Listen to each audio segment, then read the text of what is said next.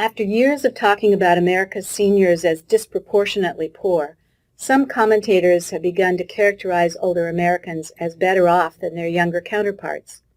In fact, some go so far as to talk about our need to stop coddling seniors.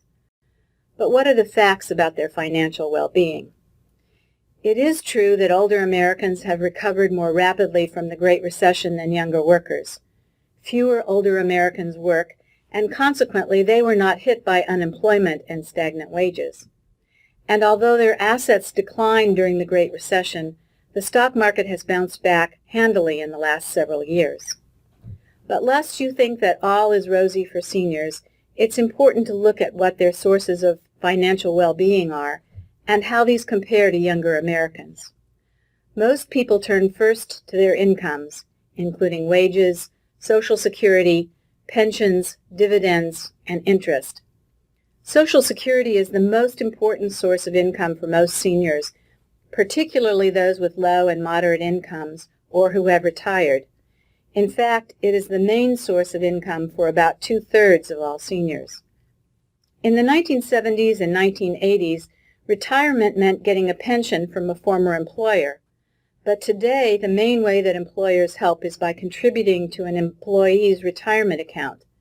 The employee also is expected to contribute. The problem with this approach is that not all employers contribute, and many people find it hard to pay much into the system on their own. Other expenses get in the way. And although the account can look very large at retirement for those who do save, it still may not be enough. That's because these assets must be used over time to meet expenses for 15 or 20 years, or even longer. For example, $100,000 in assets at retirement is only enough to pay about $4,000 each year to meet daily needs. And few Americans have accounts larger than $100,000 when they reach retirement age. One piece of good news is that 80% of older Americans own their own homes at retirement. But it is hard to use part of a house to meet daily expenses, so that does not solve the problem of meeting needs in retirement. And increasingly, Americans reach age 65 still owing on their house and on other debts. Another important source of financial help is access to Medicare. The good news is that this benefit pays on average about $11,000 per year in care for seniors. The bad news is that Medicare only pays about 2/3 of the costs that people face for their care. Thus, Medicare helps, but the remaining costs of care represent a very large expense that Americans pay either out of pocket or by buying supplemental insurance and then paying premiums. So what's the bottom line? American seniors are better off than they were 20 years ago, but that story is not true for all seniors.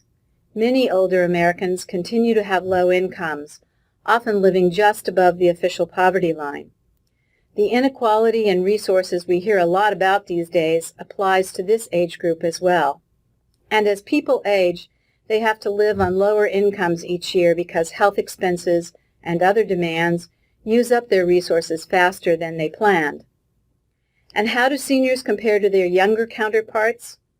Per capita incomes are still substantially lower than for younger Americans.